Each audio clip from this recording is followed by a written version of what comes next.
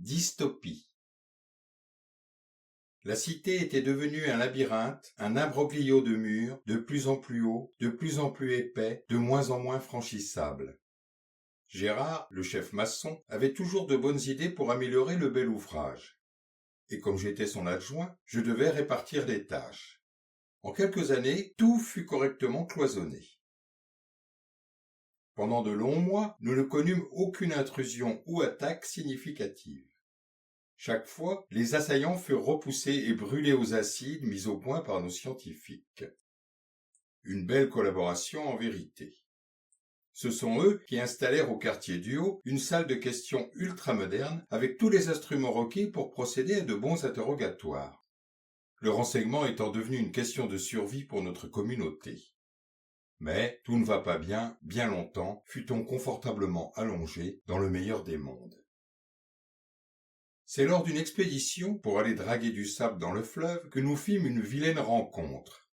Je dis expédition parce que nous devions franchir 3 niveaux de mur, ce qui demandait dans le meilleur des cas 3 heures pour le faire sans danger et ensuite parcourir plus de 2 kilomètres à travers ce que nous appelions le charnier. Notre manière à nous de dire champ de bataille parce que, tout simplement, nous y avions écrasé, écrabouillé, laminé, éventré des caravanes complètes d'errants.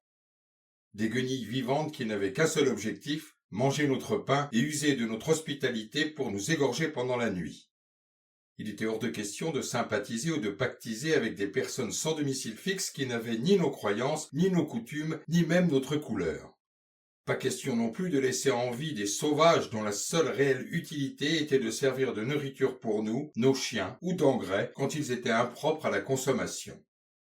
Nous manquions, depuis l'incendie qui ravagea l'usine pétrochimique, de fertilisants efficaces pour améliorer notre production. Parfois nous en gardions certains, les plus forts pour les travaux pénibles, les plus plantureuses et les plus saines pour nous pondre de beaux enfants, car la plupart de nos femelles étaient stériles. Ce qui, à en croire le docteur, était normal. La grande crise qui fut suivie d'une famine nous avait contraints à nous réfugier au pied d'une centrale nucléaire, en fuite.